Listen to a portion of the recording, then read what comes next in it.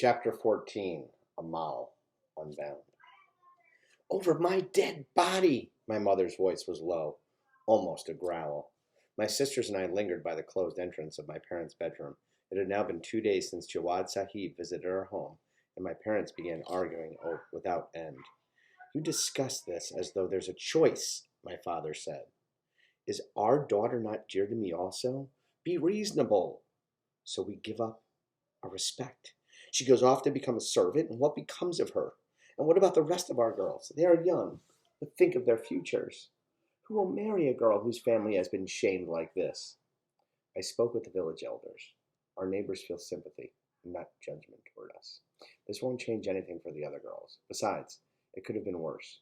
It's not as if she'll be out in the fields. She'll be a servant in that house.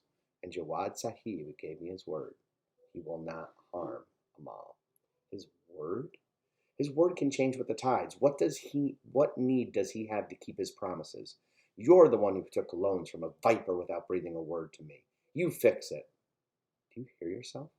When the rains came 5 years ago and destroyed all the wheat before we could harvest it, or when the drought shriveled the sugarcane to dust last year, how do you think we survived? A miracle? I did what I had to do to protect this family. I would rather have died than owe him a thing. And thanks to you, we owe him our daughter.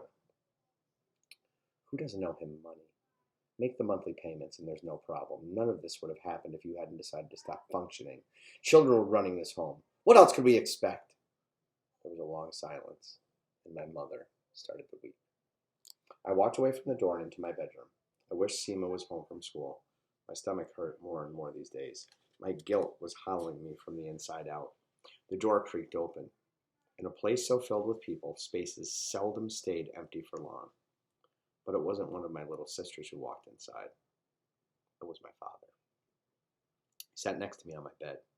His eyes were fixed on his sandals. He had avoided me since we last talked, but sitting next to me now, his eyes were damp. His shoulders were hunched. He didn't look angry. He looked like my father.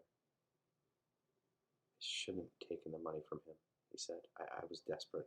He preys on people in their moments of weakness. I thought I'd pay it back with the next harvest, but the debt just kept growing. I owed money on what I owed. He told me I could take my time. I thought he was generous, and now I know the truth. How else to keep us forever under their thumb? His eyes looked into mine. Do you know how hard your grandfather worked to buy this little patch of land? I know, I whispered. When I was your age, we went hungry for months, saving everything we could. My father wanted us to be our own masters, to have something to pass down to future generations. I'm the only son in my family. It's up to me to keep this land ours and honor your grandfather's memory. Does everything our family worked for come to an end now? This isn't what any of us want. Abu, I can't leave. What if I never come back? And I pushed down a sob. Never come back. He placed his arm around me. You think I'd let you go away forever? He wants his money. I'll give him his money. I swear on my life I will get you home as soon as I possibly can. I will make things right. How long? As I wiped a tear. How long will I live there? A few weeks, a month at the most. You won't be there long. I looked at the pile of books in the corner of my room. A month ago, I watched the chalkboard with Miss Sadia. I sat with Omar on the fallen tree. I was going to be a teacher. How could everything as solid as the earth my grandfather fought for crumble so easily beneath my feet?